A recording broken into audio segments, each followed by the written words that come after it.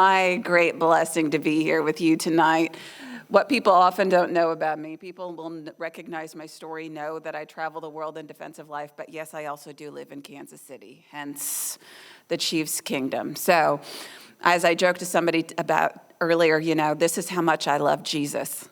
I'm here with y'all tonight, but we're all in it together, aren't we? This is how much we love Jesus and the people that God has created. And truly, it means a lot to see all of you here tonight because you could be either watching the football game or simply out, not outside in the cold, right? Somewhere warm, but you chose to be here tonight to hear this message about life. And so that speaks volumes about each and every one of you. And I know the story that I have to share with you tonight is not always an easy one for people to hear. Yes, God has blessed me time and time again throughout my life, but there has been pain and suffering. It's easy to judge and condemn people who you will hear about in my story, but I hope that you, of course, are compassionate tonight, realizing that each and every one of us are sinners, saved by God's grace, who are called to do extraordinary things in this world. I hope that you hear in my story tonight, I am just as ordinary as each and every one of you in this room. I think the only difference between myself and 60 million other children who have lost their lives to abortion is simply that people in my life said yes. Yes, Lord, we see this little girl. We're going to fight for her. We're going to save her. We're going to love her. So I hope you hear tonight, I'm just as ordinary as each and every one of you. But by the grace of God, we are called to do extraordinary things with our lives. My life story started not terribly far from here. Anybody actually ever been to Sioux City, Iowa? Yeah, chances are pretty good in the Midwest. My life story started 41 years ago. I'm 41. We'll just get that little piece out of the way, right?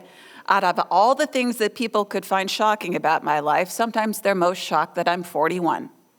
So I say acknowledge it and we'll move on from there, right? It was 41 years ago that my biological mother in Sioux City, Iowa, faced her unplanned pregnancy with me. And what I know about my birth mother is that really she fits most statistics when it comes to abortion still today. My birth mother was 19 years old. She was a college student. She wasn't married to my biological father. And sadly, one of the greatest statistics she fits is one that isn't often talked about in our society, and that's coercion. It's an interesting thing, isn't it? In the 46 years now since the Roe versus Wade and Doe versus Bolton decisions, for these last 46 years now, we've heard abortion talked about in our society as a choice and a woman's right. But when you peel back those words and you listen to women's experiences, if you read statistics, what you will find is that very few women have any choice when it comes to abortion.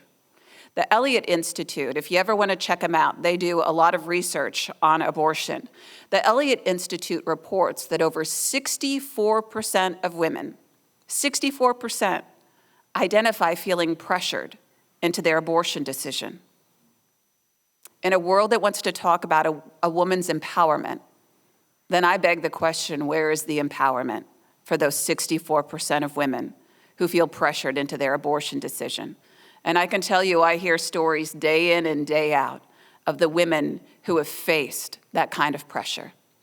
As you're going to hear tonight, it's taken me most of my 41 years of life to really piece together the storyline of my life. And I, years ago, had believed that it was first my birth mother's choice to abort me. But as time went on and I got to know more about her circumstances, I started to suspect that she was coerced, like so many other women. Unfortunately, what I've actually learned in recent years is that it was taken even one step further for her. The Saline Infusion Abortion that I survived in 1977 wasn't just something she was coerced into. It was literally forced upon her against her will. She had no other choice. Family members offered to have her stay with them. She was engaged to my biological father at the time. They would have married, parented me, but there was no other choice. Because like so many women in that position, someone else made the decision for her. And it's probably not who you would first suspect. It was my grandmother, my maternal grandmother, who forced that abortion upon her. The more I live this life of ministry, the more I know that this story is played out time and time again in so many women's lives. The force and coercion behind abortion, yes, comes from boyfriends and husbands, sometimes fathers. But we need to have a pretty serious conversation in our society about the fact that it is usually a female family member who is the driving force behind an abortion taking place. The grandmother of that child, an aunt, a sister. Again, I hear the stories time and time again. I know in my heart my grandmother knew an awful lot about the scientific and the biblical basis for when life begins. She was a prominent nurse in their community, so she knew about both of those things. But she also knew a lot about how to make a secret forced abortion take place on her own daughter, bypassing hospital regulations and procedures, with the help of her friend and colleague, the local abortionist. From what we've been told, the abortionist owed her a really big favor. Those were people's exact words, a really big favor. And that really big favor was meant to lead to my death. Some of you will remember the saline infusion abortion from back in the 1970s. It was the most common abortion procedure performed back then. For those of you that aren't aware of what it involves, I'll share a little bit about it with you, and I know it's not an easy thing to hear about, but I'll try to keep it as brief as I can. And if you want to read about it more later, you certainly can find out more about it online. That saline infusion abortion that was forced upon my birth mother involved injecting a toxic salt solution into the amniotic fluid surrounding me in the womb. The intent of that toxic salt solution was to poison and scald me to death. You'll read online about how children like me are actually called the red-skinned or candy-appled babies because that toxic salt solution would turn the skin bright red as it peeled it away and moved internally into the organs. Usually the procedure lasted about 72 hours. If the child was fortunate enough, their life was usually ended within about the first 24. And then premature labor was induced with the intent of that deceased child then being expelled from the womb over the next couple of days. No matter what people believe about abortion in our society, most people tend to agree with me that what happened to me in that abortion procedure was horrific. And even though I agree with that sentiment, I always encourage people to also recognize that what happened to my birth mother during that abortion procedure, that was also horrific. That's why I do the work that I do in this world, not only because I see the dignity and value of every unborn child's life, but I see the dignity and value of every woman's life, every man's life. And we live in a society that somehow has told women that abortion is the solution to whatever they're facing. As horrific as all of that information is about that procedure that I was subjected to, my medical records show something really interesting. I didn't soak in that toxic salt solution for just 24 hours or 3 days. My records actually indicate that I soaked in it for 5. I soaked in that toxic salt solution for 5 days, even longer than what they intended to by the typical procedure, quite simply because they tried time and time again to induce my birth mother's labor with me. They didn't succeed until that 5th day. I often joke I'm a little stubborn, as you can probably guess, right? I was just not budging. But of course, the longer I soaked in that toxic salt solution, the greater the likelihood should have been that my life was successfully ended by it. And so on that 5th day, when they finally induced her labor, and I was delivered at St. Luke's Hospital in Sioux City, Iowa, because most late-term abortions take place at hospitals, not because they intend to save our lives, but because of the greater risk to a woman's health the later in a pregnancy that abortion occurs. When I was delivered at that hospital, they believed, of course, that I would be delivered as a successful abortion, otherwise known as a deceased child. But I think we can all rejoice that God had other plans that day. Amen? Amen.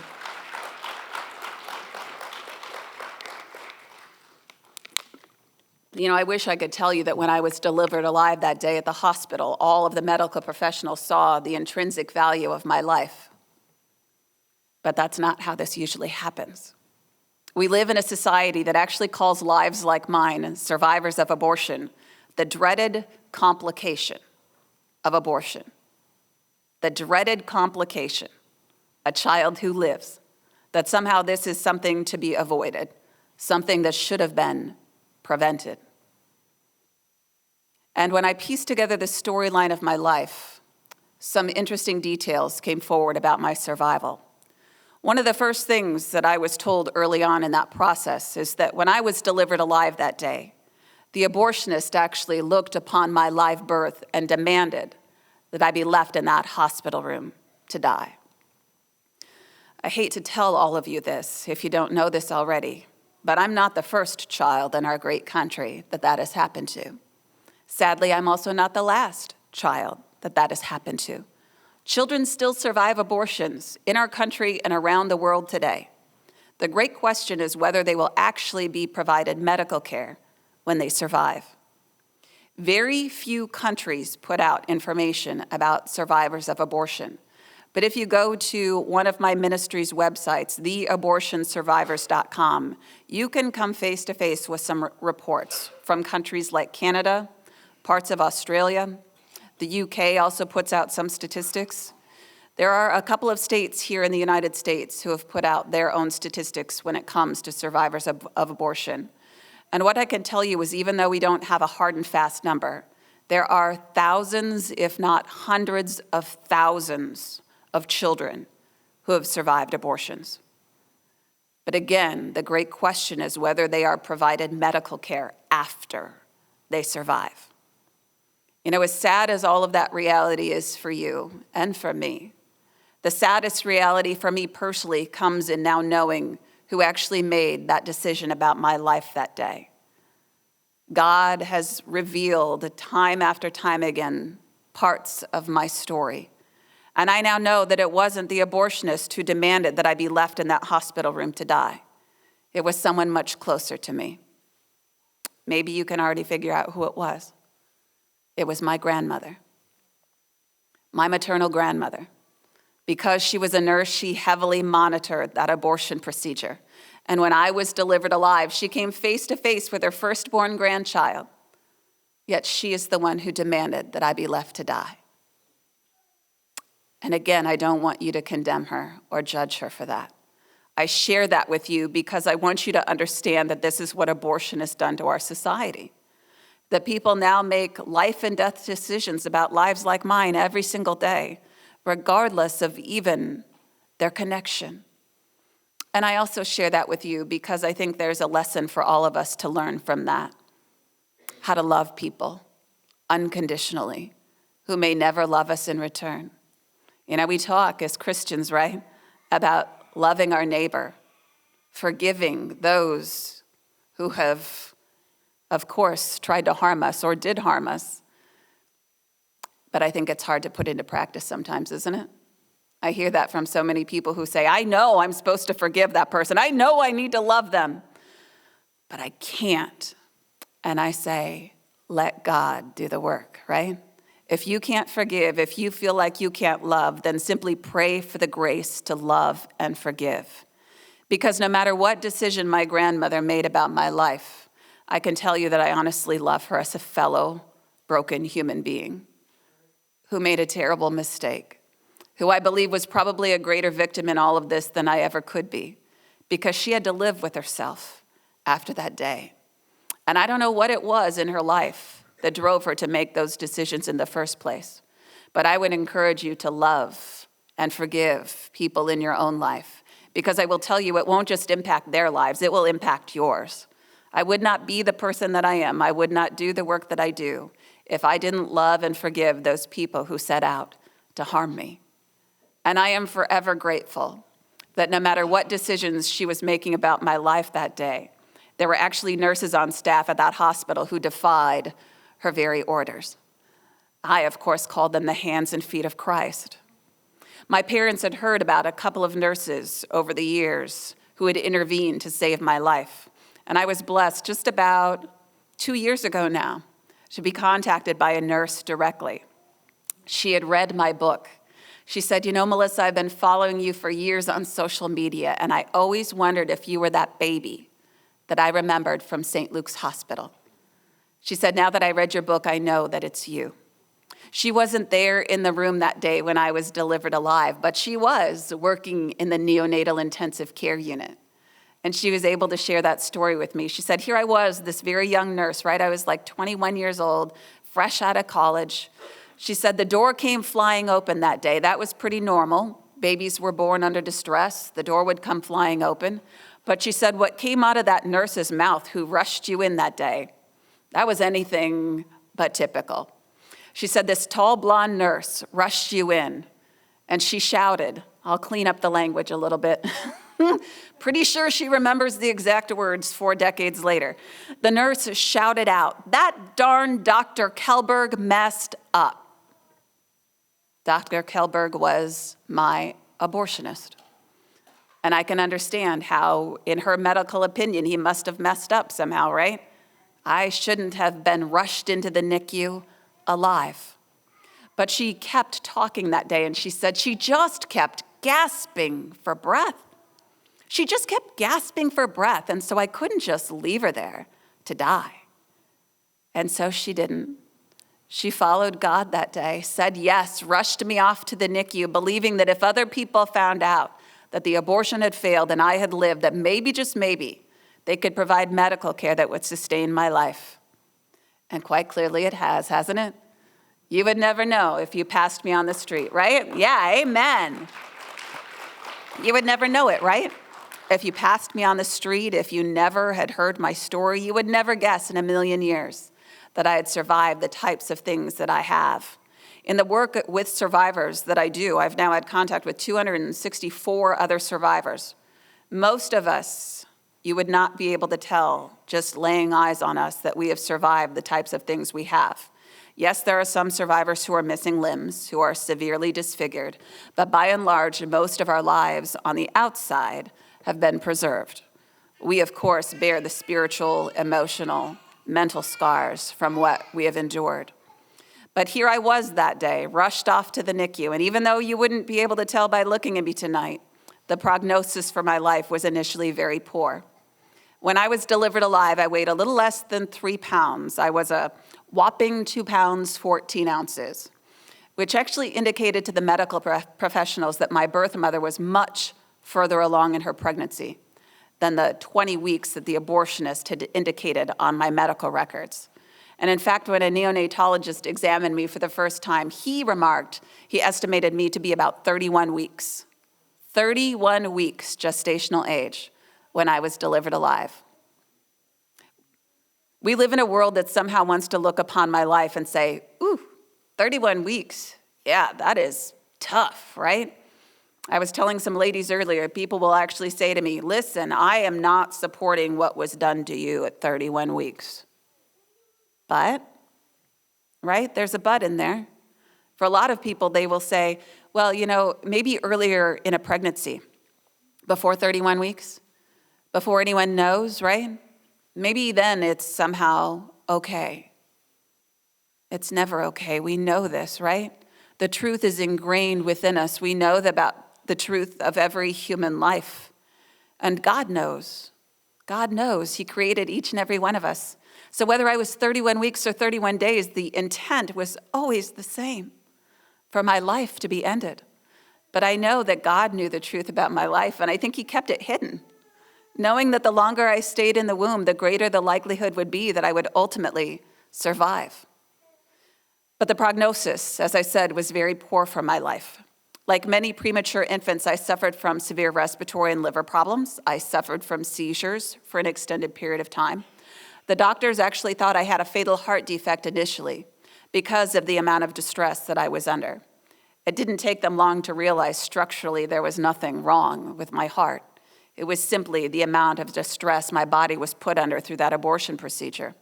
But they were very guarded about what my future would hold, first indicating they didn't think I would live for very long, and if I did, I would suffer from multiple disabilities throughout my life. There were actually mistakes even made in my medical care, so they thought I would be blind for very good reason. We live in a society that hears those kind of things, though, and wants to somehow put a qualitator on it, don't they? People have actually said to me, oh, Melissa, if that would have been your life, would that have been a life worth living? Yes. Is that a life anyone could love? Yes. Yes. No matter the circumstance, every life has meaning and purpose and value and beauty. And I think sometimes we are so afraid in our world of suffering that we will do everything to avoid it. We were not promised a life that didn't have suffering. And there is such gifts to be found in the midst of it. And I am thankful that no matter what my parents were told my life was going to look like, they didn't hesitate for a second to open their hearts and their home to me. Other people know them as my adoptive parents. I simply know them as my mom and dad. And you'll catch my parents sometimes in interviews talk about how the first time they met me, I was still lying in an incubator full of tubes and wires, fighting for my life. And my parents often say the moment they laid eyes on me that day, they fell radically in love with me. And I want that for every child in our world, don't you? Every child deserves that opportunity to have someone fall in love with them. Every parent deserves that opportunity to fall in love with their child. I think one of the hardest parts for me in the work that I do is that I know how many times abortion has robbed children and families that opportunity to fall in love with one another. To me, there is just nothing more sad in this world than that love story being ended by abortion. And that's the story that God wants for everyone, right? A story of love, of reconciliation with Him, of people here on this earth. And my parents are wonderful people, as you can probably imagine. My parents raised me to know Jesus from my youngest age. I've known I was adopted ever since I can remember. One of the most important things, though, I think my parents did in my life was that they raised me to know that I was deeply loved. And not just by them and not just by God, but that I was deeply loved by my biological parents. They raised my older sister, who's also adopted. They raised us to know that our birth parents loved us enough to give us life and the amazing gift of our family. You know, I think sometimes we use words to describe adoption that are pretty negative, right? We don't mean to, but I hear it a lot. Given up, given away. I had people over the years say, have you ever met your real parents? And I always said, yeah. I lived with them for about 19 years. I'm still with them today, right? So we use these terms not intentionally wanting to say difficult, negative things about adoption, but we can send that message unintentionally. And I would encourage each and every one of us in this room to think about that with the language that we use, even when it comes to adoption, because I was raised to know that adoption was a blessing. What I didn't know, of course, was that there was a whole other story behind my adoption. Like many parents, mine kept it a secret. They were afraid of how that truth was going to impact my life, how it might impact the way I felt about my biological parents. But when I was 14, the truth about my survival came to light. And only because a very unplanned and unexpected kind of thing happened. My older sister, as a high school student, faced her own unplanned pregnancy. And even though we were raised in a home with firm beliefs about the sanctity of life and the gift of adoption, like so many women in that position, my sister had a lot of fears and anxieties. And so, unbeknownst to our parents, she was considering every option, which included abortion. When our parents found out that she was considering all of those options, they did something very important. They told her the story of my survival, hoping that she would understand just how much abortion affects each and every one of our lives, and hoping that it would make an impact upon her. That was about 27 years ago now that my sister was told the story of my survival. I'm happy to tell you my oldest nephew was about 26. She carried him, parented him, went on and had other children. Was it always easy? No, it never is. But it was worth it. And that was my first great opportunity to witness what being pro-life in action really looked like. Because here I was, still in high school. But my sister would come to my classroom some days and say, hey, I need to take a test. Could you go pick Mike up from the babysitter?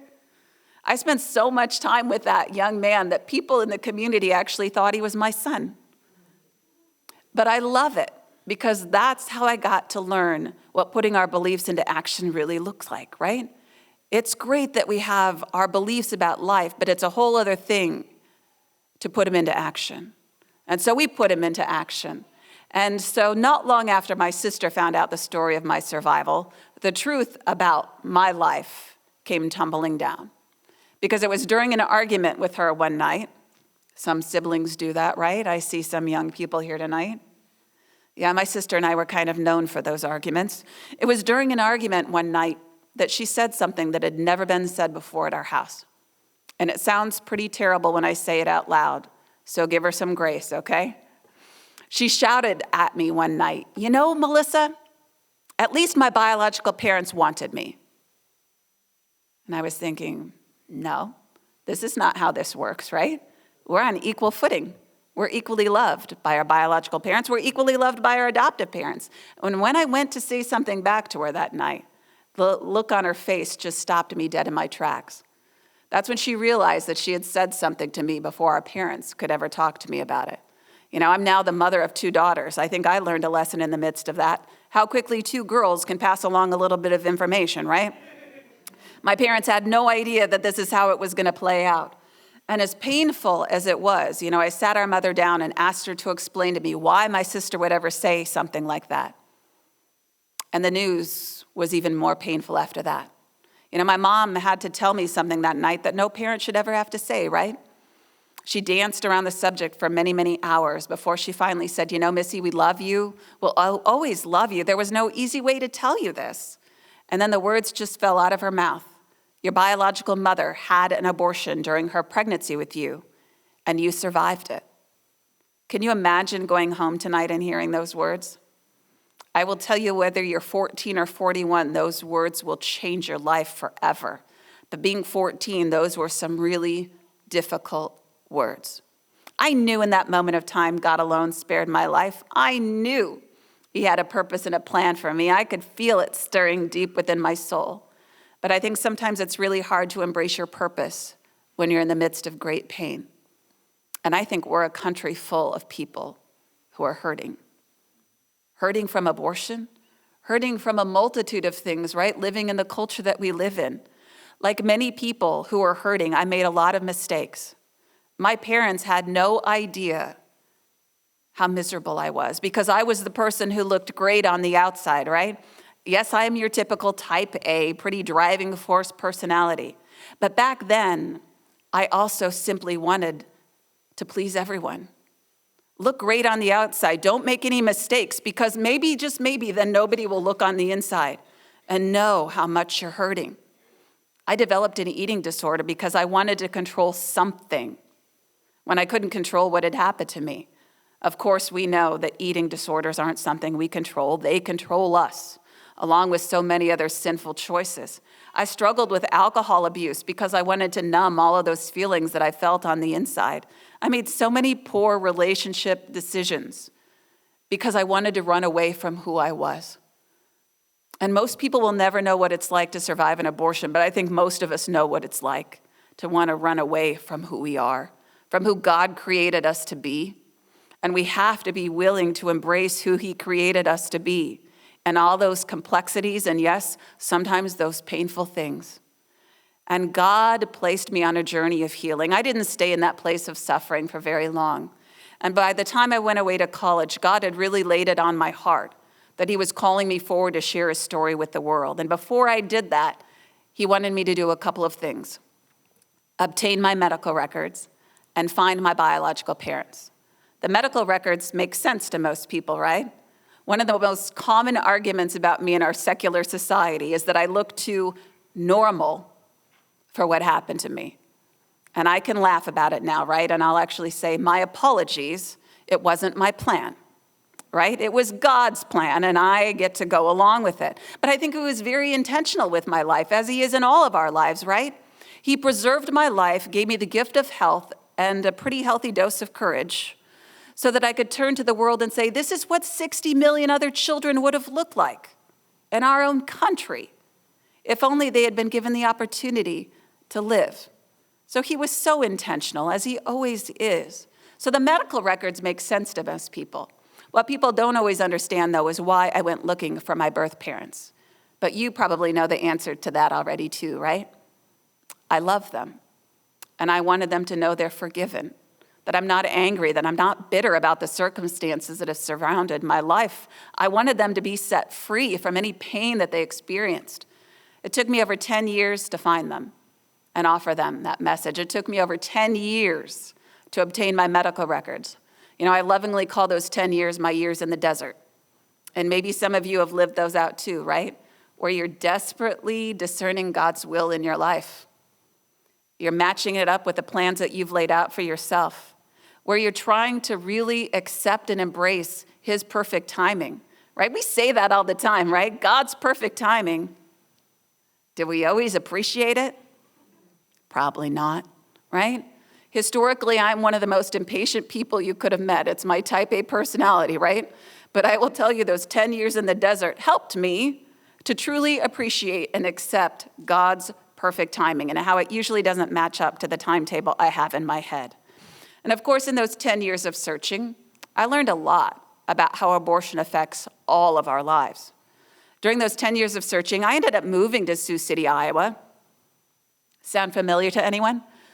I didn't grow up there. I lived a couple of hours away from there when I was a little girl, and I knew, of course, that the abortion had taken place in Sioux City. But I always suspected that maybe that part wasn't true, right? Maybe they doctored that part of my adoption records. And of course, 30 years later, I thought, what would be the chances that I even had any biological family in that area? So I moved to Sioux City, Iowa, moving there to finish my master's degree in social work. As you can probably suspect, it was really not my plan at all. As you're going to hear as I close my time with you tonight, it was all God's greater plan of restoration and reconciliation. But during those 10 years of searching, I ended up marrying my husband. Lots of people have questions about him. I can understand why, right? We live these lives of public ministry. And my husband and I can joke about it, right? This is not what we planned on doing with our lives. This is not what we planned on doing with our marriage, living this out loud. But I can tell you that I wouldn't do the work that I do if it wasn't for him. And I share that with you because I think so many of us live our lives of ministry, whether it's quietly in our day-to-day moments or public lives of ministry, not just as an individual, but as couples and as families. And I think that is one of the greatest legacies that we can live and leave in the pro-life movement, is passing along our beliefs in action to our families for generations to come. But during those 10 years of searching, I tried time and time again to obtain my medical records. And every single time I was told that nothing existed. Most survivors will never have any medical record of what happened to them. I actually now help survivors work to obtain their records. We've succeeded one other time. So there is typically no record because, of course, our culture doesn't want to talk about these kind of circumstances, right? But in 2007, I tried one final time to obtain my medical records after I had prayed a prayer, truly surrendering myself to God's will, knowing that no matter what happened, that I would follow him. And of course, that time after I prayed that prayer, things started happening so quickly. You can actually see copies of my medical records in my book or in various videos when I've testified before Congress, because I did finally receive them. In them, they say things like, a saline infusion for an abortion was done, but was unsuccessful. Isn't that an interesting statement? In a world that doesn't want to talk about what abortion really is, I'm only alive because it didn't succeed in doing what it was supposed to.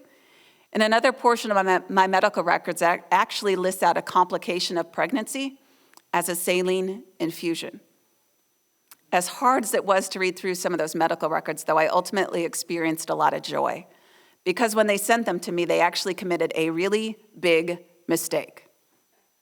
We would call it a HIPAA violation in today's world, right? In one little tiny corner, they forgot to black out my birth parents' names. Yes, some people would call that a HIPAA violation. I do not. Yeah, you're right there with me. That's called divine intervention, right? After 10 years of doing things my way, God showed me once again, he is in control of all the little details. And so here in one fell swoop, I obtained my medical records, find out who my biological parents are. And of course, I started searching that same night, right, to see if I could determine where my biological parents were living. And you're never going to guess what I discovered. I was living in the very same city as my biological father. They were from that area. 30 years later, he was still there. God was so intentional. And I prayed about it for many months before I ultimately did what I knew he was calling me to do, and that was to send him a letter. I sent my birth father a letter to his office and not his home that summer of 2007. I wanted to try to protect him the little bit I could and told him all the things I've told you all tonight, right? I'm alive and well. I'm not angry. I'm not bitter. Here I am waiting to hear from you if you ever want to communicate or have a relationship. It's been almost 12 years now, and I'm still waiting. And that is okay. Life is pretty complicated sometimes, isn't it? But I love that in the midst of any of the mess, God is always working. About that same time in 2007, I set my sights on my birth mother. I actually couldn't find her through my searching, but I found her parents. That grandmother that I told you all about? Anybody else ever do things in their life and look back on them and go, wow, I can't believe I did that? That's like every single day of my life. If you would ask my husband, what is it like to live with Melissa? He'd go, it's wild, right? Not in the wild sense of the word of the culture we live in, but the wild, she will follow Jesus anywhere, do anything kind of moment. I call those the Holy Spirit-inspired moments when I am clearly doing things that I would not do otherwise. Looking back on it, part of me thinks, I can't believe I sent them a letter. I didn't know back then that my grandmother played the role in the abortion taking place that she did. But the larger part of me looks upon it and says, wow, I am so thankful, because I think they needed to hear from me as much as my biological mother did. I was never expecting any kind of response from them, but within just a few short days, my grandfather actually replied. In his letter, he admitted that he knew I knew my live birth was not the intention that day at the hospital. That was very courageous of him, I think. But it was equally courageous for him to go on and tell me some things about my biological family. And I want to share two of those points with you, because they aren't just the story of my family's lives. They're the story of many people's lives when it comes to abortion. One point that my grandfather shared was that my birth mother had never told anyone about that abortion. And I know she's not alone in that. There are probably women and men in this room tonight who have been impacted by an abortion and never have spoken about it. And I hope you hear me saying tonight, you're loved, you're forgiven. I want you to know that there are resources that exist here in your community that can support you and help you find healing. Everyone deserves to heal from the pain of abortion. And I truly believe our country is not going to change until our country heals. We must heal. But my grandfather closed his letter with a final point, and it was one I didn't understand at first, but I understand it now, and maybe you will too. He closed that letter by letting me know my messages would not be passed along to my birth mother because they were completely estranged. Makes sense, doesn't it? When we now know what really happened 41 years ago, it makes great sense that their relationship has been forever changed. And I share that with you because abortion doesn't just end a life most of the time. It impacts people's relationships. It changes families for generations unless there is healing that occurs. And that was the last time I heard from them, was back in 2007. That's also when I came forward publicly for the first time. I'm the first person to admit this is not what I planned on doing with my life. I am forever grateful that God has entrusted me with his story. But the very first time I shared my story back in 2007 was on Capitol Hill. Do you guys have a picture? I can't remember if we passed anything along. Okay. The first time I shared my story publicly was on Capitol Hill, because that's a friendly place for somebody like me with a story like this, isn't it? And of course, I went home and I told my husband, I'm never going to do that again. I was so sick to my stomach, I was a bundle of nerves. What we actually learned in a few short days is that it wasn't a bad case of nerves. It was a horrible case of morning sickness. With that child you see on the screen, that's our now 10-year-old Olivia. I was just a few days pregnant with her the first time I spoke publicly, and I know that was a sign from God, right? That I was doing exactly what I was supposed to be doing with my life. But it was during my pregnancy with Olivia that I started to travel the world in defense of life.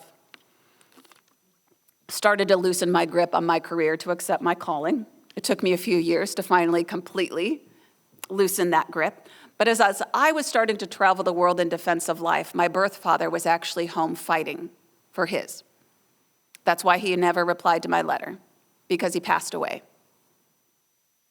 Almost to this very day, in 2008. And I only learned that because I Googled his name on the internet from time to time. We all do that now, right? I often like to think I just was cutting edge. But of course, my husband in his wisdom had warned me, Melissa, one of these times, you're going to find something you wish you hadn't. And he was right. That last time I Googled my birth father's name, I stumbled across his obituary. And I questioned God that night. I will readily admit that, right? After 10 years of searching to find him, be in the same city, and then lose him? How could this ever be the plan? And God spoke so clearly back to me my grief. He said, be patient, Melissa, because my plan is much greater than the one you had in mind. And it's always true, isn't it? God's plan may not look anything like we expect it to. It may not look anything like we want it to, but it's always greater. And as 2008 unfolded, I got to see God's great plan. God's plan involved Olivia being born at St. Luke's Hospital. Sound familiar to anyone? I also told God I wasn't going to do that either. You would think I would learn to stop doing that, right? I feel like every time I say, I will never, he's like, Melissa, hold on. We're still learning together, right? Olivia was born at the very same hospital where my life was supposed to end. And not long after she was born there, the man that you see on the screen came into my life. That's my grandfather, my biological father's father. If you look close enough, you can see the resemblance. When my birth father passed away, they went to clean out his office, and they found my letter tucked in his top desk drawer. And that's how they learned the great secret that he too had carried throughout his life. You know, I'm so thankful that in the midst of their grief, my grandfather and my great aunt entered into our lives. My grandfather is still alive today. He's 89 years old, and he's, of course, a huge part of our family. You know, I wish I could stand here tonight and tell you I was united with all of my birth father's family, but they're still in the midst of their own healing process, right? This is all new to them. And as hard as it is to see them walk through that some days, I take hope because I know God's not done yet. He's not done working in their lives. He's not done working in yours. He's not done working in mine. But as I close tonight, I want to share with you my other great source of hope. And that comes from seeing what has happened in my birth mother's family. I was contacted by one of her cousins about 6 years ago now when we moved to Kansas City. That's how I found out that the abortion was forced and my grandmother was responsible for so many things. My cousin graciously connected me with my two half-sisters and also opened the lines of communication with my birth mother. Those were some pretty difficult conversations for her and I to have. But there was one big reason why it was so difficult. There was one final great secret about my life that even my adoptive parents didn't know, and that is that my birth mother had spent over 30 years of her life believing that I had died that day at the hospital. It's like something out of a movie, isn't it? A movie that nobody would want to write. A movie that nobody but me at this point, I think, would be willing to live out. And that's why it was so difficult, because she spent 30 years of her life with incredible guilt and regret. And she questioned how I could love her. She questioned how I could ever forgive any of them. So we spent almost 3 years building walls of trust and love with one another before we met face to face for the first time. If you want to cue up that other photo for me. The first time we met face to face was actually in Kansas City. And I talk about it in my book. People are kind of interested by it. We met at the Kansas City Zoo, because we're always striving for a little bit of normalcy in our lives, right? And it was a safe place, right? But there was one important reason why we met at the Kansas City Zoo. Because when we moved to Kansas City 6 years ago, what we didn't know is that my birth mother lives in Kansas City. Whoa is right. My birth mother lives in Kansas City. That's why her family contacted me when they did, because they felt like it was a sign from God that it was time to approach me. Clearly, God had a plan for my birth mother and I to be reconciled in our relationship with one another. And truly, she is a great support in my life. There are times where I communicate with my birth mother more than I do my mom some weeks. It depends on what's going on in our lives, right? And my birth mother is a great support to me. On the days that are difficult for me, she is actually the one who has urged me on and said, Melissa, I need you to keep doing this. You are the very first person who ever fought for me. And so how could I not go forward and share our story with the world in the hopes that children like me be saved, future generations like my own children be blessed to live, that women are provided resources and support, that people find healing, and ultimately that our culture is turned back from a culture of death to a culture of life. But this is not just my calling, right? Most of us are not called to be public speakers. I know most of you are pretty thankful for that, aren't you? Trust me, I understand completely. But the beauty is God gives each and every one of us gifts and talents to fulfill his purpose, his will in this world. And so as you leave here tonight, I hope that you not only remember my story, but you take away some strength, encouragement, and hope to follow him wherever he is leading you, because we are in this together as the body of Christ.